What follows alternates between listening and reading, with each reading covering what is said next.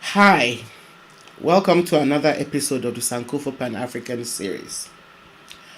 In this episode, we'll be talking about the library in Alexandria, Egypt, which for a long time was the major source of knowledge creation in the world. Please, if you have not already done so, quickly take the time to subscribe to this channel. Thank you.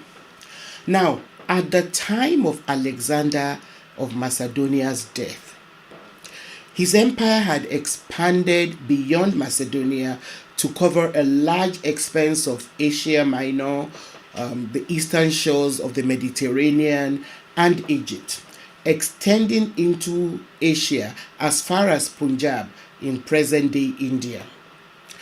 After his death in 323 BC, three dynasties emerged.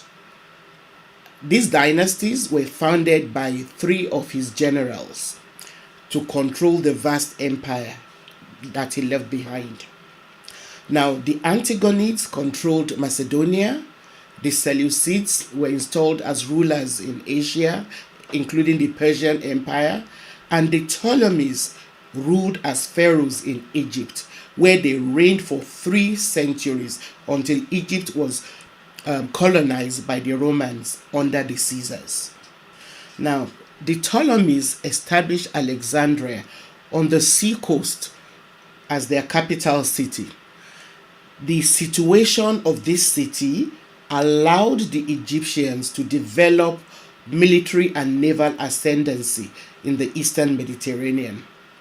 Now, the Egyptian city of Alexandria was the location of the richest libraries in the world, and it was said to have held about 400,000 volumes of books. Let's just pause for a moment and imagine the level of commitment to intellectual pursuits that would have compelled these ancient Africans to such an extent as to build and equip a library that held 400,000 books. Remember, this was at a time when writing was not common. The library contained books from Ethiopia, Persia, Syria, and Greece. It also had books by Babylonians, Assyrians, Romans, Phoenicians, and all the major places of the world at that time. In addition, the library served as a university with faculties dedicated to astronomy, mathematics, literature, and medicine. And remarkably, it also had a chemical laboratory and a room dedicated to dissecting and studying anatomy. This magnificent center of knowledge was first destroyed by the Romans under Julius Caesar in 48 BC.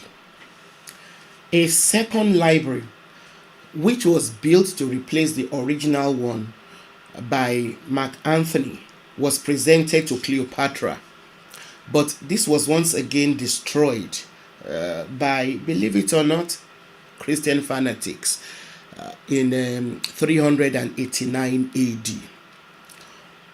One of the most significant aspects of the city of Alexandria was that this maritime development, this city, was the basis for elephant hunting all along the African coast as far as Somalia.